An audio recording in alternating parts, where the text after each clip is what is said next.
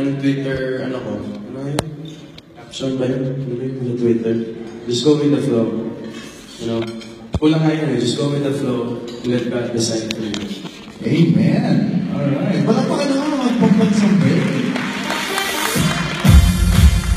Well, I'm sure it's still a very early portion of the evening, but I'm sure you've got something to say to your fans right now who's right here. Is there any special message that you'd like to say? That's what it is now. Well, thank you. Talagang isang malaking thank you kasi sinasabi ko nga talaga na I'm not really used to being surprised. Kasi ako lagi yung nagsusurprise usually. Especially pag ganito kalaki yung venue. Part ako ng collaboration. So, sa Aldenatics, thank you sa lahat ng naging in charge dito. Kay Disney, kay Kay, Ate Din, kay Jen, and to everyone who's involved to make this party possible. Thank you sa mga friends ko nandito ngayon, sa mga boss ko nandito ngayon, family members, friends, and sa glam team ko, sa business partner ko, sa Edezema. Thank you for coming. Na-excite naman, hindi ko alam sasabihin ko eh. So, thank you po for making time. Kasi ako sobrang na-appreciate ko talaga yung mga taong nagbibigay ng time for me.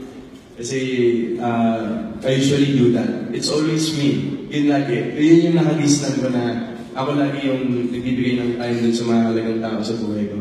So it's nakakapalibago lang and parang hindi ko alam yung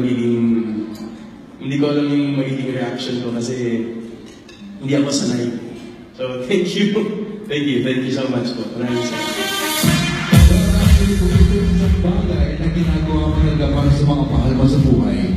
What goes around, comes around, ika nga. So, ito na ngayon ang pagkakataon na yun. With all of the good things that you've given to your fans, bumabalik 1,000 times over. Wala pa ka na sa mga papansang bay? Alright. Well, now, something right now, as early this evening, for your fans, magkakaroon kayo ngayon ng pagkakataon na makasama si Alden Richards because you, sir, will be walking around table by table having the chance to talk to everyone and a photo take opportunity will be right there. So I'm going to need the help of our very helpful organizers to guide Mr. Richards.